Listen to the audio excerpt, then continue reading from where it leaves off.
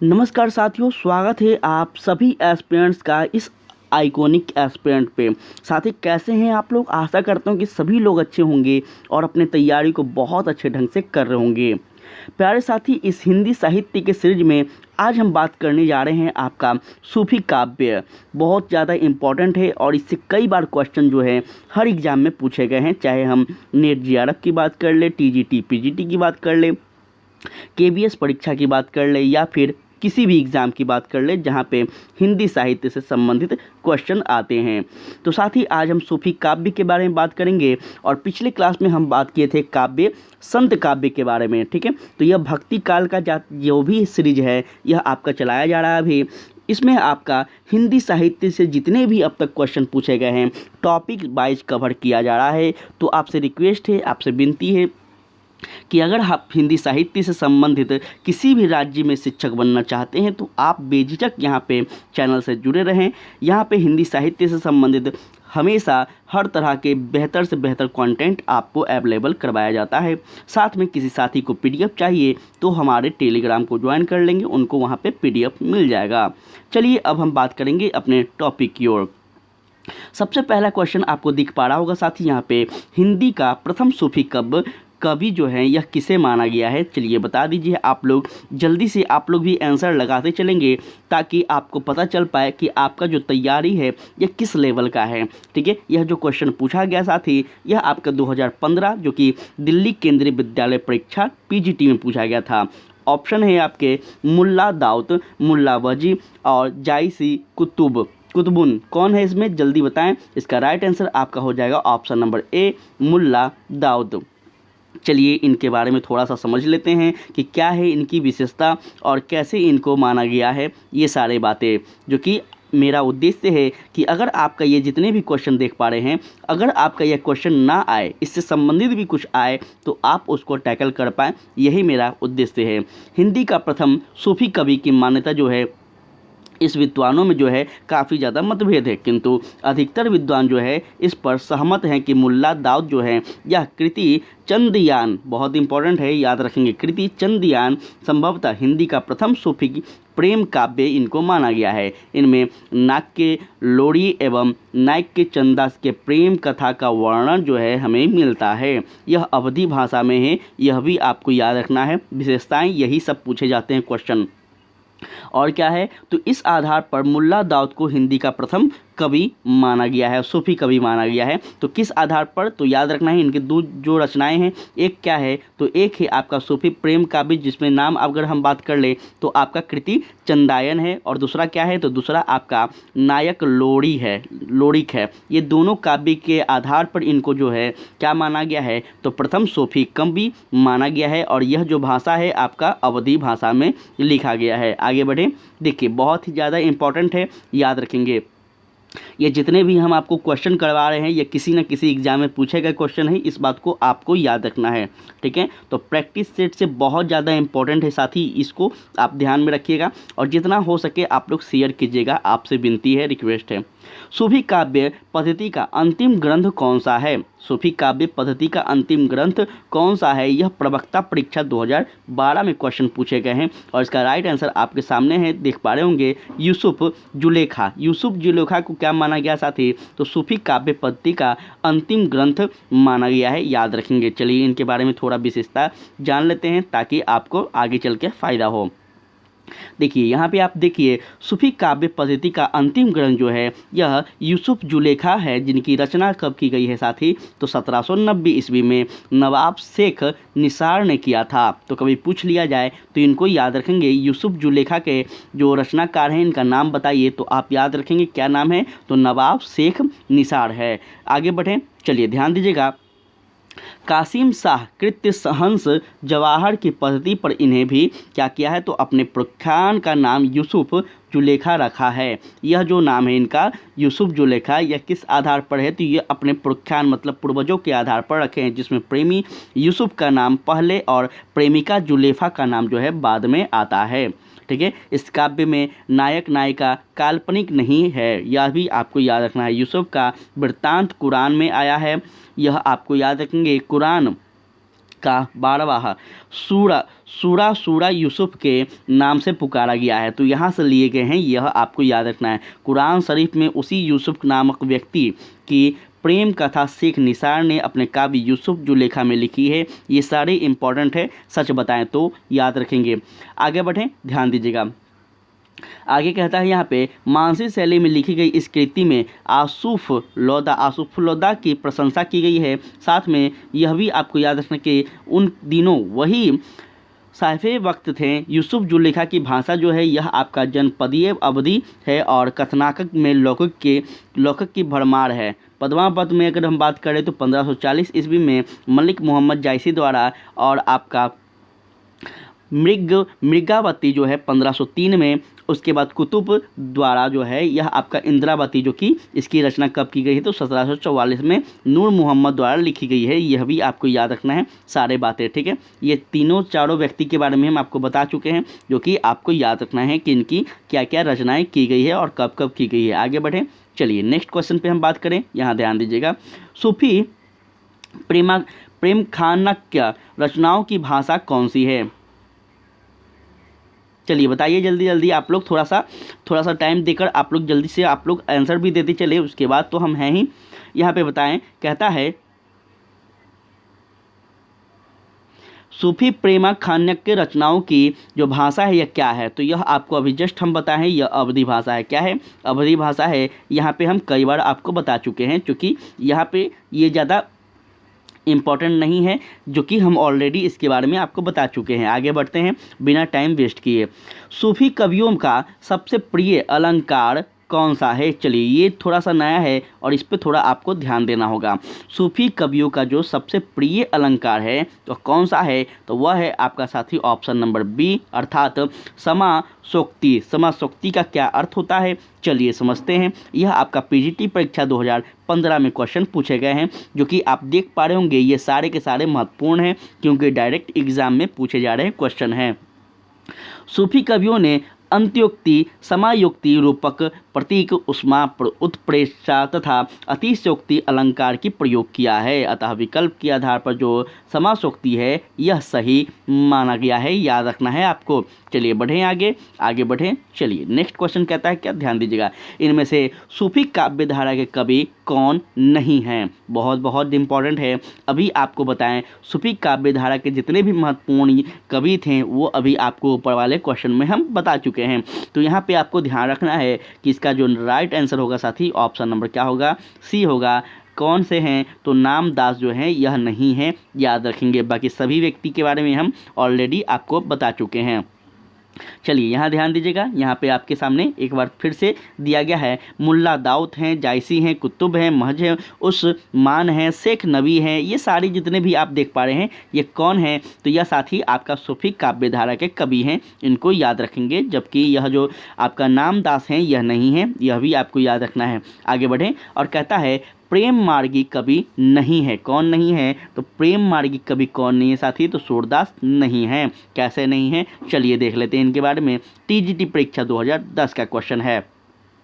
सूरदास प्रेम मार्गी शाखा के कवि नहीं हैं, बल्कि भक्ति काल के सुगम भक्ति धारा के या क्या है तो कृष्ण भक्ति धारा के कवि हैं। क्योंकि हम सभी जानते हैं प्रेम, यह आपका सूरदास के बारे में हम सभी लोग जानते हैं कि यह कहीं ना कहीं कृष्ण भक्त हैं, यह आपको याद रखना है। इनकी रचनाओं की अगर हम बात की जाए तो साहित्य लहरी सबसे प्रमुख और सबसे फेमस माना जाता है। उसके बाद आपका सुर शराबली माना गया है। ये दोनों रचनाओं को आपको याद रखना है। किनके बारे में? तो सूरदास के बारे में।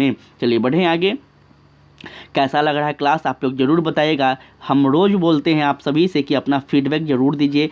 अच्छा लग रहा है, बुरा लग रहा है, फ़र्क नहीं पड़ता, जो भी लग रहा हो आप बताएं, तभी हम आप उसमें बदलाव कर सकेंगे। या फिर अच्छा लग रहा हो तो और मुझे थोड़ा सा प्रोत्साहन मिलेगा, थोड़ा सा अच्छा लगेगा। जो भी है आप लोग प्लीज़ कमेंट ज़रूर किया कीजिए, चाहे जो भी हो, ठीक है। कमेंट बहुत ही ज़्यादा महत्वपूर्ण होता है साथी, और उससे पता चलता है कि लोगों का जो फीडबैक है क्या है, ठीक है। तो आप लोग ज़रूर किया कीजिएगा। आगे बढ़ते हैं।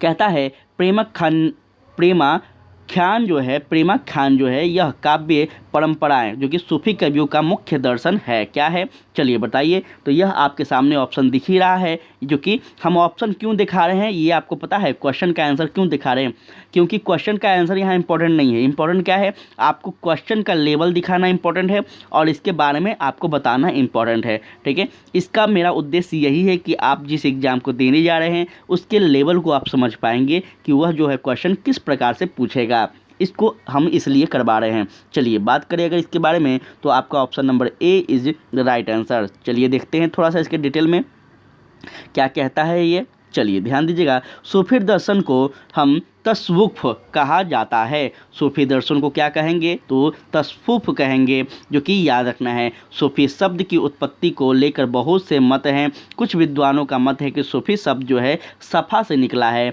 जिसका अर्थ होता है विशुद्धता तथा मन, विचार और कर्म की विशुद्धता जो है यह माना गया है कुछ विद्वानों के द्वारा। जिन लोगों के बारे में यह शब्द बोला जाता है उनका चित्त शुद्ध होता है और खुदा के मोहम्मद के साथ जो है उनका क्या होता है, तो दिल में उनके बंदों के लिए एक अलग सा जगह होता है, ऐसा माना गया है, ठीक है। तो ये आपको याद रखना है। जो कि आगे बढ़ें, कहता है सूफियों ने दुनिया को प्यार और अमन की क्या दिया है, तो लामिन दी है। सूफियों मतों के लिए प्रसिद्ध 4 सिलसिले के नाम जो है यहाँ पे प्रमुख हैं। सबसे पहला यहाँ याद रखना है चिश्तिया सिलसिला, बहुत इंपॉर्टेंट है, कई बार एग्जाम में पूछा गया है।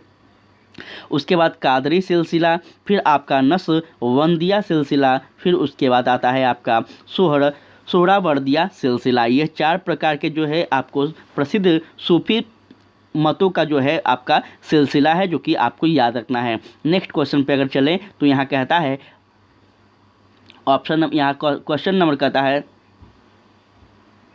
अनलहक मैं ही ब्रह्मा हूँ की घोषणा किसने किया था।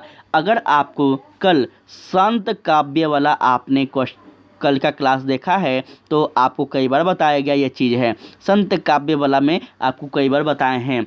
तो कहता है मैं ही ब्रह्मा हूँ, यह घोषणा कौन करते हैं, जायसी हैं, अमीर खुसरो हैं, मंसूर हैं या फिर कबीर हैं, कौन करते हैं। दिल्ली केंद्रीय विद्यालय परीक्षा PGT 2012 का क्वेश्चन है और देर नहीं लगेगा, BPSC का भी क्वेश्चन हो सकता है यही बन जाए।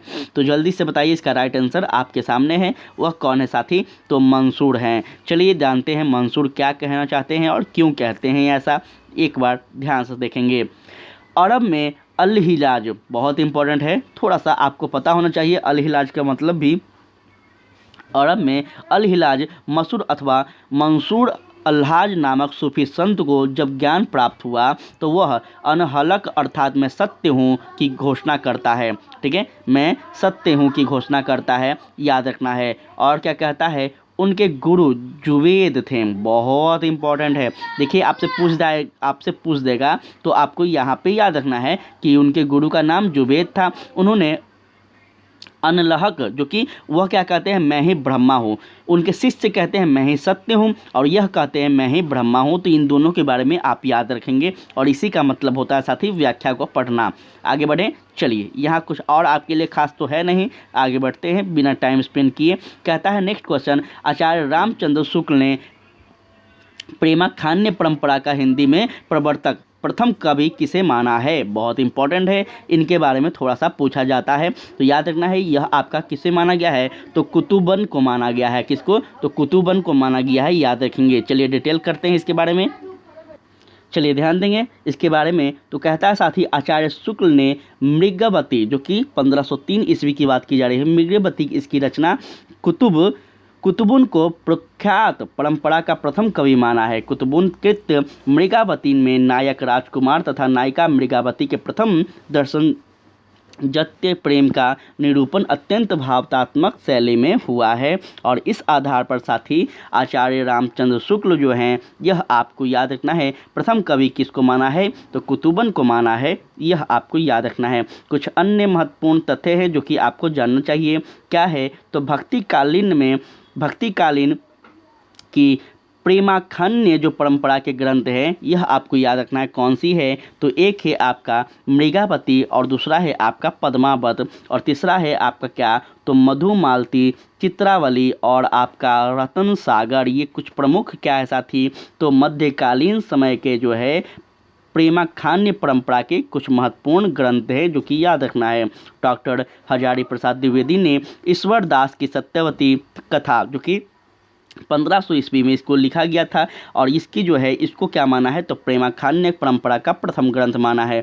तो हर प्रकार से हर विद्वान को याद रखेंगे कि किसने किसको क्या माना है, ठीक है। तो इनके द्वारा क्या माना गया है, तो इनके द्वारा इसे माना गया है। आगे बढ़े तो राजकुमार वर्मा के द्वारा अगर बात करें तो इन्होंने मुल्ला दाऊद के चंदायन जो कि आपका कब लिखा गया है तो 1379 में यह आपका पुस्तक का जो है ग्रंथ का प्रचार किया गया था और इसका परंपरा के रूप में यह प्रवर्तक माना गया है। इनके आधार पर यह भी आपको याद रखना है, ठीक है। चलिए आगे बात करें, यहाँ ध्यान दीजिएगा। क्वेश्चन जो है साथी एक चीज़ बता दें आपको, बहुत बहुत बहुत ज़्यादा इंपॉर्टेंट है और हम आपको बता रहे हैं, आप क्लास कीजिए जब आपका दिसंबर में पेपर होगा बीपीएससी शिक्षक भर्ती का या फिर कोई एग्ज़ाम दे रहे हो जैसे नेट जीआरएफ का आप दे रहे हो या फिर किसी और राज्य का आप शिक्षक बनना चाहते हो हिंदी साहित्य से, आप इसको पूरा पढ़ लीजिए, चाहे मेरे वीडियो से पढ़ें या फिर ऑफलाइन पढ़ें या फिर किसी और के चैनल से पढ़ें। आप एक बार इसको पढ़ लीजिए, गारंटी देते हैं कि यहाँ से क्वेश्चन बहुत आएंगे, क्योंकि मुझे खुद पता है, मैं ऑलरेडी इसी विषय से छात्र रह चुका हूँ, ठीक है। तो इसको थोड़ा सा आप लोग को ध्यान में रखना है। आगे बढ़े, चलिए। आचार्य रामचंद्र शुक्ल प्रेमाखान्य परंपरा की पहली रचना किसने मानते हैं, तो यह अभी जस्ट आपको बता चुके हैं किसे मानते हैं, तो मृगावती को मानते हैं। यह बात अब बताने लायक नहीं है। आगे चले तो कहता है कुतुबन के गुरु कौन थे। जस्ट अभी तो हमने आपको बताया ना, कुतुबन के गुरु कौन थे, शेख बुढ़न थे, शेख सलीम थे, सूरदार थे या फिर दादू थे, कौन थे, जल्दी बताइए। मैं ही ब्रह्मा हूँ, यह किसका कथन है। आचार्य रामचंद्र शुक्ल ने कुतुबन के गुरु चिश्ती वंश के शेख बोहराम को बताया है, याद रखना है इनके आधार पर, ठीक है। तो कभी पूछ ले कि आचार्य रामचंद्र शुक्ल के आधार पर कुतुबन के गुरु किसे माना गया है, ऑप्शन में आपको अलग अलग दे सकता है। तो आपको याद रखना है किसे माना गया है, तो गुरु चिश्ती वंश के शेख बोहरान को माना गया है, ठीक है। चलिए बढ़े आगे बढ़े, चलिए ध्यान देंगे। कहता है कुतुबन के गुरु का नाम बताइए, तो अभी जस्ट हम आपको बताएं शेख बोहरान जो कि आचार्य रामचंद्र शुक्ल का आधार पर इसके माना गया है। मृगावती के लेखक कौन है, तो मृगावती के लेखक जो है साथी कुतुबन है, यह आपको याद रखना है। ज़्यादा इसमें हम यहाँ ध्यान दीजिएगा, मृगावती के लेखक कुतुबन को माना गया है और इनकी रचना जो है 909 हिजरी, अर्थात हिजरी प्रथा आप पढ़ेंगे, जब इस्लामिक कंट्री को पढ़ेंगे, जब इस्लाम के बारे में पढ़ेंगे तो आप हिजरी प्रथा को देखेंगे, ठीक है। तो हिजरी प्रथा के आधार पर अगर बात की जाए कभी तो 909 में इसकी रचना की गई है। लेकिन वहीं अगर हम बात कर ले अपने ईसाई समय की बात कर ले हम, तो यहाँ पे आपको 1503 से लेकर 4 के बीच में माना गया है। तो ये दोनों को आपको याद रखना है। मृगावती में नायक मृगी रूपी नायिका पर मोहित होते हुए उसकी इच्छा उसकी खोज में निकल पड़ता है और पंडित रामचंद्र शुक्ल के अनुसार जो है यह जैनपुर के बादशाह हुसैन शाह के आश्रित थे। तो यह भी आपको याद रखना है। चलिए बढ़ें आगे कुछ खास नहीं है, आपको यहाँ पे ध्यान दीजिएगा, यहाँ पे ध्यान देंगे आप सभी लोग। चलिए ये सारा क्वेश्चन शायद हम कर चुके हैं ना। चलिए आगे बढ़ते हैं, एक सेकेंड। हाँ यहाँ ध्यान देंगे, यहाँ हम कर रहे थे। कहता है कुतुबन की रचना कौन सी है, तो कुतुबन की रचना साथी अभी जस्ट हमने आपको बताया मृगावती है, जो कि याद रखना है। मुल्ला दाऊद की भाषा क्या है, तो मुल्ला दाऊद की भाषा आपका ठेठ अवधी है। क्या है, ठेठ अवधी है। मतलब ठेठ अवधी बोलता है ना, ठेठ भोजपुरी बोल रहा है, ठेठ मगही बोल रहा है, मतलब शुद्ध हो, उसको एक तरह से याद रखना है, शुद्ध कहा जाता है, ठीक है। तो ये आपको याद रखना है।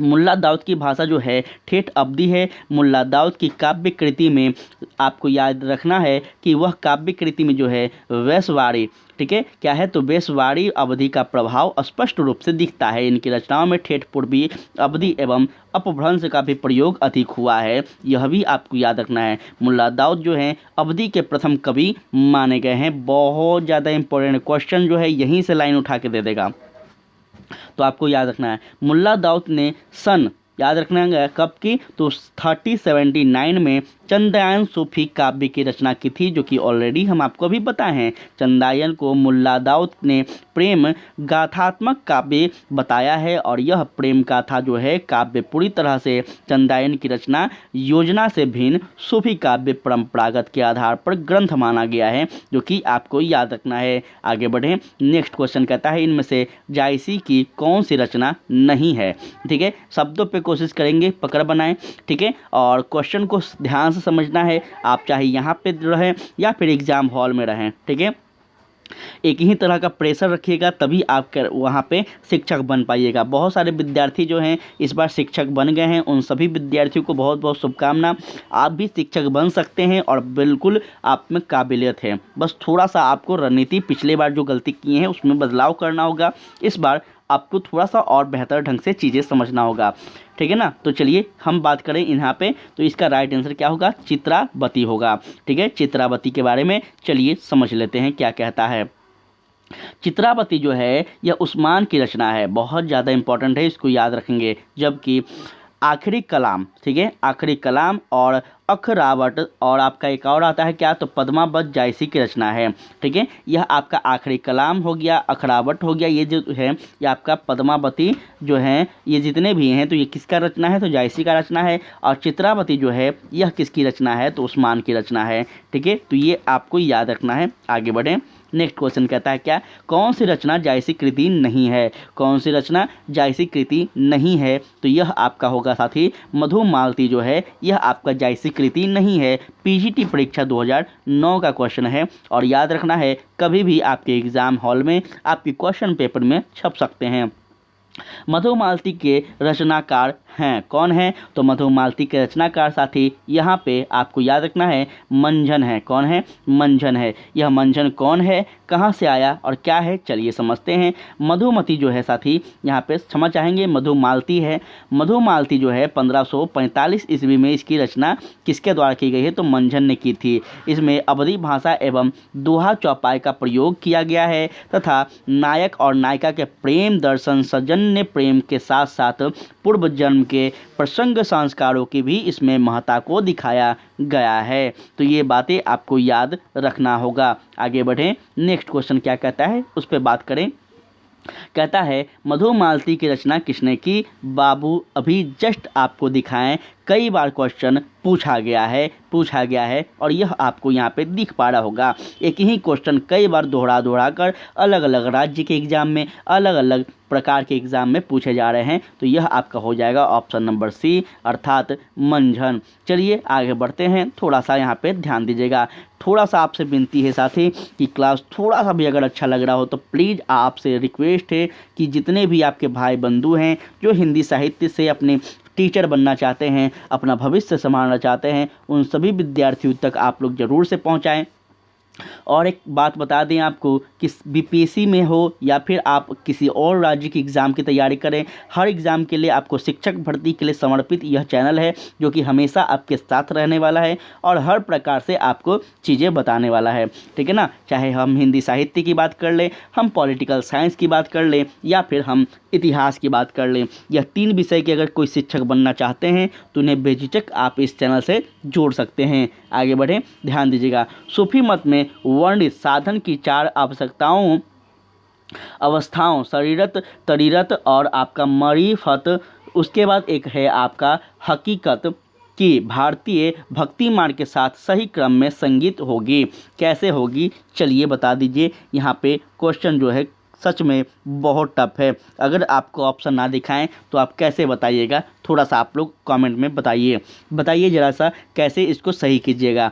चलिए जल्दी बताइए। देखिए इसका सही हो गया आपका ऑप्शन नंबर ए, अर्थात आचरण सबसे पहले, उसके बाद उपासना, फिर आपका क्या होगा, तो सिद्धा व्यवस्था और आपका सत्यबोध। यह कैसे हुआ, क्या हुआ, चलिए दिखाते हैं।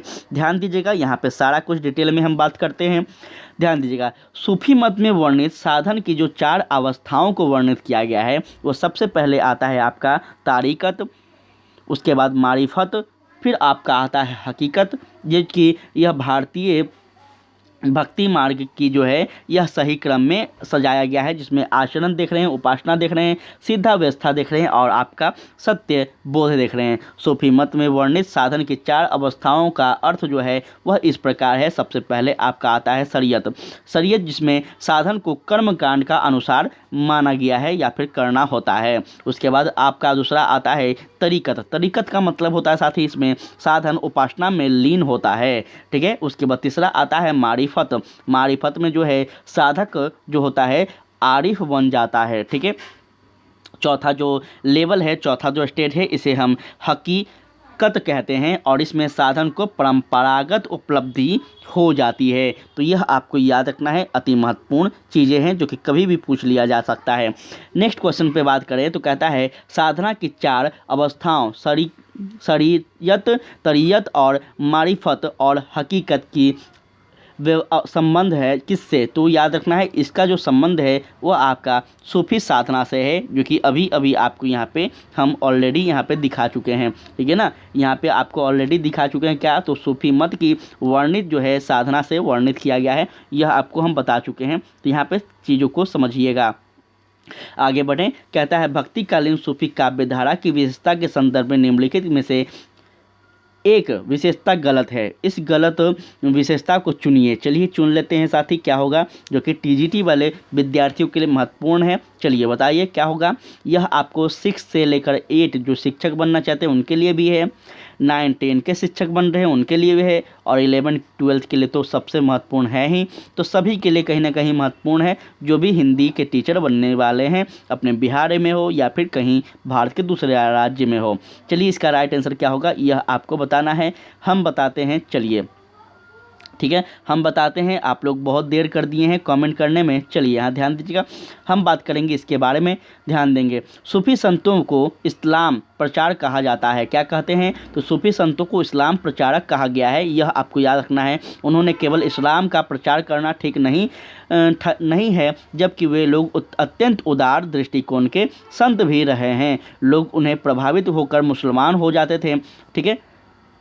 उनसे प्रभावित होकर क्या होते थे, तो मुसलमान हो जाते थे, और इस काव्य धारा के सभी कवि जो है मुसलमान ही थे, यह भी आपको याद रखना है। सूफियों ने जिस प्रेम कहानियों की रचना की है वे सब जो है प्रबंधक काव्य के अंतर्गत आती है, और इस काव्य धारा के सभी कवियों के में जो है हिंदू प्रेमिकाओं का प्रेम कथा का काव्यात्मक चित्रण प्रस्तुत किया गया है। इसमें प्रेम के विवोच पक्ष में को ही अब अधिक महत्ता प्रदान की गई है, और इसकी भाषा जो है अवधी है, जो कि आपको याद रखना है। इसकी किसी कवि पर भोजपुरी और ब्रज भाषा का भी प्रभाव हमें देखने को मिलता है, तो ये हमें याद रखना है। क्वेश्चन क्या पूछा गया था आपसे, क्वेश्चन क्या आपसे पूछा गया था, जल्दी से देखिए। यहाँ पे क्वेश्चन जो है आपसे पूछा गया भक्ति काल सूफी काव्य धारा की विशेषता के बारे में आपसे पूछ दिया गया था, ठीक है ना। तो इसकी ही बारे में हम बात कर रहे हैं, जो कि आपको यहाँ पे ध्यान देना होगा इसके बारे में। चलिए यहाँ पे हम देख लिए कुछ अति महत्वपूर्ण बातें हैं, जो कि हम उसको देखते हैं। तो सूफी काव्य धारा के कुछ प्रमुख कवि हैं, जिसमें हम बात करें जायसी आते हैं, कुतुबन आते हैं, मंजन आते हैं, उस्मान आते हैं, शेख नबी आते हैं, और आपका कासिम शाह आते हैं, नूर मोहम्मद। ये कुछ प्रमुख क्या हैं, तो साथ ही सूफी काव्य धारा के कवि हैं। सूफी काव्य धारा को प्रेम खान्य काव्य धारा भी कहा जाता है। तो कभी आपका दूसरा नाम पूछ ले तो यह आपको याद रखना है। सूफी काव्य धारा के काव्य फारसी की मानसी शैली में लिखे गए हैं, जो कि सूफी के मत के अनुसार जो है ईश्वर एक है, आत्मा है, और उसी का अंश हैं हम सभी, यह माना गया है। तो आज की क्लास में आपको क्या समाप्त होने वाला है, सूफी संत से संबंधित, सूफी कवियों से संबंधित जितने क्वेश्चन अब तक पूछे गए हैं ये सारा क्लियर होने वाला है। जायसी किस धारा के कवि थे, तो अभी हमने बताया आपको वह कौन से धारा के कवि हैं, तो प्रेमाख्यान के धारा के कवि हैं, यह आपको याद रखना है। चलिए बढ़ें आगे। सूफी मुक्त काव्य का प्रथम रचयिता इनमें से कौन कवि था? चलिए पूछ रहा है आपसे, तो यह आपका होगा अमीर खुसरो। कैसे होगा, ध्यान देंगे। चलिए सूफियों ने विशेषतः जो प्रबंधन कवियों की ही रचना की है, किंतु कभी कभी मुक्तक शैली पर भी उसकी कुछ रचनाएं लिखी गई है। मुक्तक शैली में जो लिखने वाला अमीर खुसरो का नाम है जो है सबसे पहले आता है, याद रखेंगे। मलिक मोहम्मद जायसी को जायसी कहा जाता है क्योंकि, याद रखिएगा, बहुत बहुत ज़्यादा इंपॉर्टेंट है। मलिक मोहम्मद को जायसी किस लिए कहा जाता है, कभी पूछ ले तो यह आपको याद रखना है, क्योंकि जायस नामक स्थान से निवास यह करते थे और यह यहाँ के रहने वाले थे, इसलिए इनको जायसी कहा गया है। किस कारण कहा गया है, तो जायस नामक स्थान से यह बिलोंग करते थे। चलिए बढ़ें आगे, आगे बढ़ें, ध्यान दीजिएगा। कहता है पद्मावत की विद्या है, पद्मावत की विद्या है क्या, तो प्रबंधन काव्य। क्या है, प्रबंधन काव्य है पद्मावत की विद्या। ठीक है, चलिए आगे बढ़ें, आगे बढ़ें। कहता है नेक्स्ट क्वेश्चन क्या, कहरनामा, कहरनामा किसकी रचना है, तो कहरनामा जो है यह जायसी जी की रचना है, याद रखेंगे, इंपॉर्टेंट है। चलिए नेक्स्ट क्वेश्चन की अगर हम बात करें, ध्यान देंगे।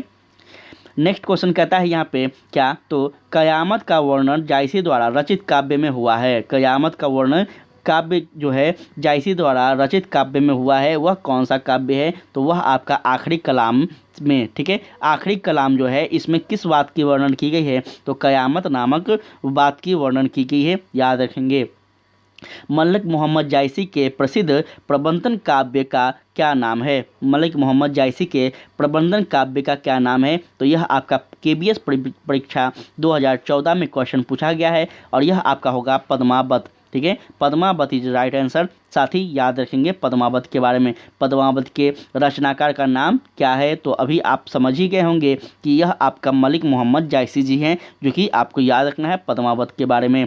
आगे बढ़े, नेक्स्ट क्वेश्चन कहता है अखड़ावट काव्य कृति के रचयिता कौन है। अखड़ावट काव्य कृति के रचयिता भी यही महोदय जी हैं, कौन, तो जायसी जी। ठीक है, ये सारे एग्जाम में पूछे गए क्वेश्चन है जो कि आपको दिख पा रहा होगा और बहुत ज़्यादा इंपॉर्टेंट है, ये बात आपको याद रखना है। आप चाहें तो प्रैक्टिस सेट भी आप पढ़ सकते हैं, लेकिन प्रैक्टिस सेट में वो चीज़ नहीं मिलेगा जो आपको यहाँ मिल रहा है, क्योंकि जितने क्वेश्चन हम यहाँ करवा रहे हैं ये सारे किसी न किसी परीक्षा में पूछे गए क्वेश्चन है। और याद रखना है जो क्वेश्चन पूछे होते हैं वो सच में इम्पॉर्टेंट होता है। ठीक है, याद रखना है इस बात को। जायसी के सर्वोत्कृष्ट ग्रंथ का नाम क्या है, तो जायसी के सर्वोत्कृष्ट जो ग्रंथ हैं ये आपका पद्मावत है, जो कि बहुत ज़्यादा इंपॉर्टेंट है। चलिए आगे बढ़ें, नेक्स्ट क्वेश्चन देखते हैं। पद्मावत है क्या, तो एक त्रासदी है, एक क्या है, तो त्रासदी है, मुक्त काव्य है, आत्मकाव्य है, या फिर गे काव्य है, तो यह आपका होगा एक त्रासदी है। त्रासदी का तात्पर्य क्या होता है, यह आपको बताना है, जल्दी जल्दी बताइए, नहीं तो हम तो हैं ही। चलिए यहाँ ध्यान दीजिएगा, मलिक मोहम्मद जायसी द्वारा पद्मावत की रचना जो है 1540 ईस्वी में की गई थी और पद्मावत जो है अवधी भाषा में लिखी गई है। कभी भी पूछे क्वेश्चन तो आपको याद रखना है। पद्मावत एक प्रख्यात प्रबंधन काव्य है जिसमें चित्तौड़ के राजा रतनेश तथा सिंघल की राजकुमारी पद्मावत के विवाह का जो है यहाँ पे हमें क्या मिलता है, साथ ही कहानी के बारे में वर्णित मिलता है चित्रमृत रूप से। ठीक है, और याद रखना है इसलिए इसे एक त्रासदी माना गया है। आपको पता होना चाहिए यही जो आपका चित्तौड़ का किला था और यह आपका जो है कौन है, तो रत्नेश सिंह है, जो कि पद्मावत को पाने के लिए कौन आक्रमण करता है, तो आप जब दिल्ली सल्तनत का इतिहास पढ़ोगे तब आप वहाँ पे देखोगे कि एक शासक आता है जिसका नाम होता है अलाउद्दीन खिलजी। खिलजी वंश का वह शासक था। वह बार बार आक्रमण करता है, किस लिए, तो इस पद्मावती को पाने के लिए, जो कि अंतिम रूप से पद्मावती जो है ये अपने आप को क्या कर लेती है, तो जौहर कर लेती है। साथ ही जौहर क्या होता है, तो अपने प्राण को बचाने के लिए किसी महिला के द्वारा जो है क्या कर, आग में जब कूद दिया जाता है तो इसको जौहर कहा जाता है। और जौहर का जो प्रथा है राजस्थान में वह सबसे पहले यहीं से निकलता है, याद रखना है। आगे बढ़ें, चलिए ध्यान दीजिएगा। पद्मावत को एक रूपक काव्य भी माना जाता है। थोड़ा सा हम सभी को इतिहास और भूगोल का भी जानकारी होना चाहिए, क्योंकि आपका जीएस भी कहीं ना कहीं एग्जाम में पूछा जाएगा। आगे बढ़ें, और इसको नायिकाओं का प्रतीक के रूप में भी माना गया है। ठीक है, तो यहाँ पे चलिए, यहाँ पे कुछ नायिका हैं और उसके प्रतीक है जो कि पद्मावती, जो कि पद्मावती को क्या माना गया है, तो परमात्मा का प्रतीक या फिर बुद्धि माना गया है। चित्तौड़ शरीर का प्रतीक माना गया है। रत्नेश सिंह को मन का प्रतीक माना गया है। सिंगल देव को हृदय का प्रतीक माना गया है। राघव चेतन को शैतान का प्रतीक माना गया है। अलाउद्दीन खिलजी, देखिए हम यहाँ पे बताए ना अलाउद्दीन के बारे में, तो यह आपका माया का प्रतीक है।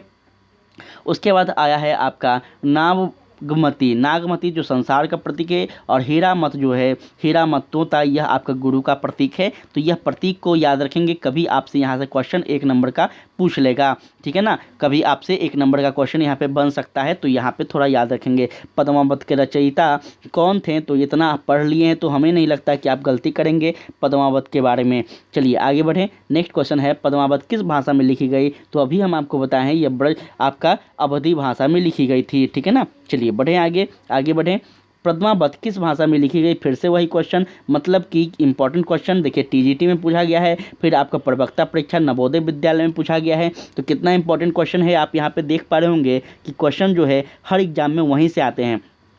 जो आपका सिलेबस है, जो आपका टॉपिक है, उस टॉपिक को अगर आप एक एक करके कवर कर लेंगे तो 100% यकीन मानिए प्रैक्टिस सेट से बेहतर आप कर रहे हैं, इससे आप ज़्यादा अच्छा कुछ आपको नहीं मिलेगा। आगे बढ़ें। तो पद्मावत के अनुच्छेदों का नाम क्या है, पद्मावत के अनुच्छेदों का जो नाम है साथी, यह आपका खंड है, जो कि आपको याद रखना है, हमने खंड के बारे में अभी जिक्र किया था। आगे बढ़ें, नेक्स्ट क्वेश्चन पे बात करते हैं। कहता है यहाँ पे ध्यान दीजिएगा, कहता है यहाँ पे एक सेकेंड रुक जाएंगे हम। 34 35, चलिए यहाँ सही हम क्रम में जा रहे हैं, हमें लगा कि छूट तो नहीं ना गया। चलिए, कहता है पद्मावत में रत्नेश किसका प्रतीक है, बहुत देखिए हम ही अभी आपको प्रतीक बताएं और प्रतीक वाला क्वेश्चन पूछ ही लिया। तो पद्मावत में रत्नेश जो है यह किसका प्रतीक है, तो मन का प्रतीक है, याद रखना है। आप सभी को यह पूरा PDF याद रखना है, बहुत इंपॉर्टेंट है। हम PDF डेली आपको टेलीग्राम पे दे रहे हैं, तो आप लोग वहाँ पे ध्यान से जुड़ जाइए और आप लोग लाभ उठाइए। पद्मावत में पद्मिनी प्रतीत है किसकी, तो यह आपको साथी परम सत्ता की है, किसकी है, तो पद्मावत में पद्मिनी जो प्रतीक है किसकी है, तो परम सत्ता की प्रतीक है, जो कि PGT परीक्षा 2000 में पूछा गया क्वेश्चन है। इनमें से कौन सी कृति जायसी की अच्छे कृति के आधार पर रची गई है, तो यह आपका कौन सा कृति होगा, तो यह आपका होगा साथी पद्मावत ही, ठीक है। पद्मावत से बेहतर कोई, पद्मावत कभी भी आए तो जायसी जी को आराम से आप आंख बंद करके मार दीजिएगा।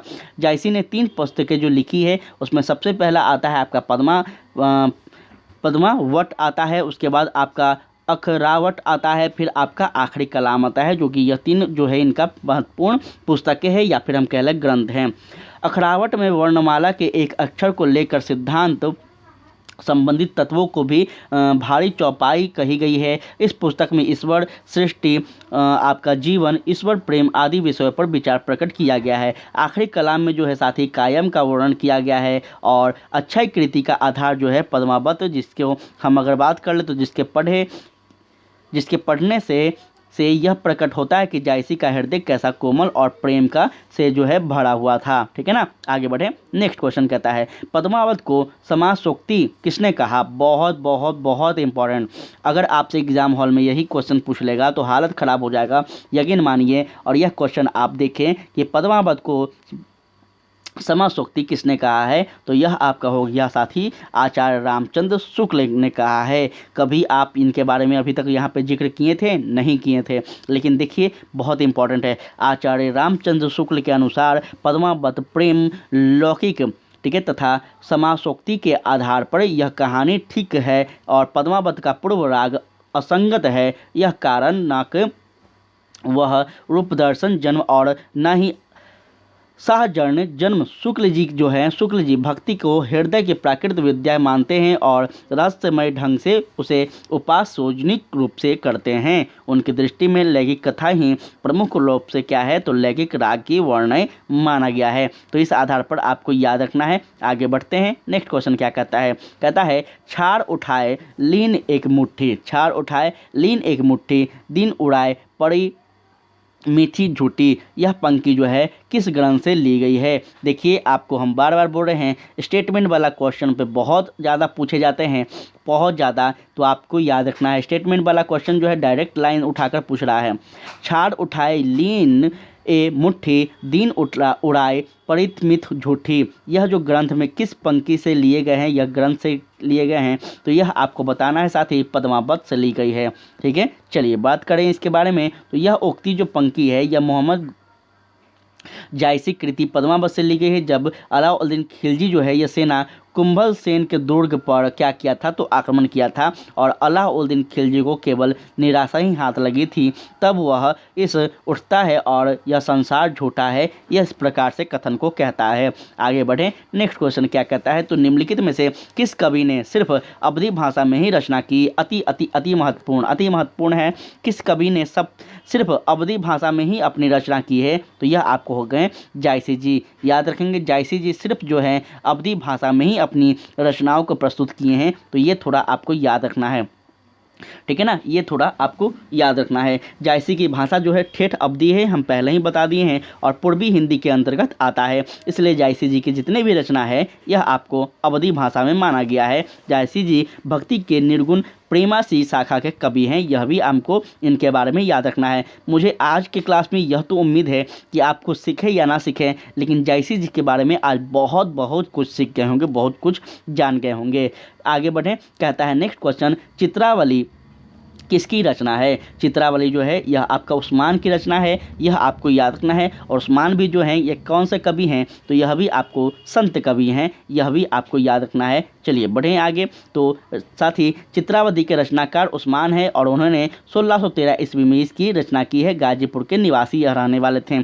चित्रावली में चौपाई के साथ साथ अर्धबोलिया, जो कि चौपाई के 2 चरण के को अर्धांगिनी कहा गया है, इसको कहते हैं। और इसके पश्चात एक दोहे का प्रयोग भी किया गया है, जो कि शेख नबी की रचना ज्ञानदीप में हमें मिलता है। तो कभी इससे आपको क्वेश्चन पूछ जाए तो आप इसको याद रखेंगे, किसके बारे में, तो ज्ञानदीप के बारे में। आगे बढ़े, चलिए नेक्स्ट क्वेश्चन कहता है, हिंदू मग पर पाव न राखेव का जो बहुते हिंदी माखेव, यह पंक्ति जो है किसकी रचना से संबंधित है। इसका राइट आंसर होगा आपका नूर मोहम्मद अर्थात अनुराग बांसुरी का है, ठीक है, यह आपको याद रखना है, बहुत इंपॉर्टेंट क्वेश्चन है। सच बताएं तो इसके बारे में थोड़ा अगर हम चर्चा करना चाहें तो यहाँ ध्यान दीजिएगा। नूर मोहम्मद दिल्ली बादशाह मोहम्मद शाह के समकालीन थे और सरबत, ठीक है, सॉरी सरबत हम बोल रहे हैं, क्षमा चाहेंगे,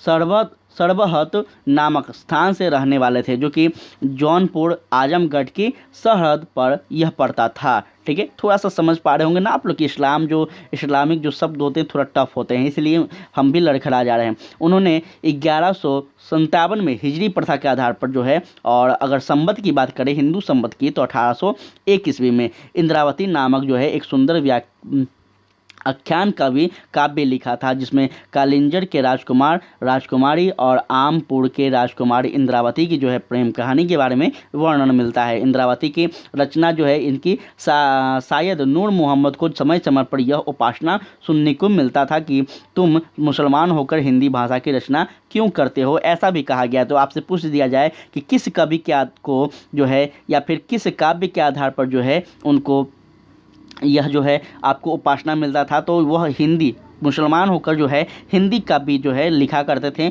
इसलिए उनको हमेशा मतलब थोड़ा सा लोगों की तरफ से उनको कहा जाता था कुछ, ठीक है ना, इसको याद रखेंगे। चलिए, हिंदी भाषा के रचना करने पर किस सूफी कवि को मुसलमानों का उपासना सुनने को मिलता था। देखिए अभी आपको बोले और आपको यहाँ पे दिख गया, यह आपका कौन है, तो यह आपका हो जाएंगे ऑप्शन नंबर डी, नूर मोहम्मद को साथ ही याद रखेंगे। यह इस्लाम धर्म के लोग थे, यह मुसलमान थे, परंतु यह हिंदी में कवि लिखा करते थे, यह हिंदी में कविताएं को लिखते थे, और इसलिए इनको अपने धर्म के जो लोग हैं इनको क्या करते थे, तो कोसा करते थे, इनको बोला करते थे। सूफी काव्य परंपरा का एक ग्रंथ इंद्रावती, इसके रचनाकार कौन है, तो यह आपका नूर मोहम्मद हो जाएंगे, जो कि याद रखना है। चलिए, तो इस प्रकार से साथी आज का क्लास होता है समाप्त। कैसा लगा आप लोग जरूर बताइएगा। डेली एक टॉपिक कवर किया जा रहा है। हम कल बात करेंगे राम भक्ति के बारे में, बहुत ज़्यादा इंपॉर्टेंट है, और राम भक्ति आप समझ ही पा रहे होंगे कि राम भक्ति की बात हम करेंगे तो इसमें कौन कौन से कवि की हम जिक्र करेंगे, ये आपको ऑलरेडी पता होगा। ठीक है, हर रोज़ एक टॉपिक कवर कर रहे हैं, जो कि आपका सिलेबस जो है ये हम आपके एग्ज़ाम से कुछ दिन पहले 100% कवर करवाएंगे। टॉपिक बाय चैप्टर बाय जो है आपको यहाँ पे मिल रहा है। ठीक है, बस रिक्वेस्ट इतना ही है कि आप लोग प्लीज़ थोड़ा सा शेयर करें, लाइक करें, और अच्छा लगे तो प्लीज़ साथ ही थोड़ा सा सब्सक्राइब चैनल को ज़रूर करें। आपके हर समय में हम आपके साथ रहेंगे, चाहे जब तक आप टीचर ना बन जाएं। ठीक है, और पीडीएफ के लिए तो आप हमारे टेलीग्राम को ज्वाइन कर लेंगे, वहाँ पे पीडीएफ मिल जाएगा। तब तक के लिए जय हिंद, जय भारत।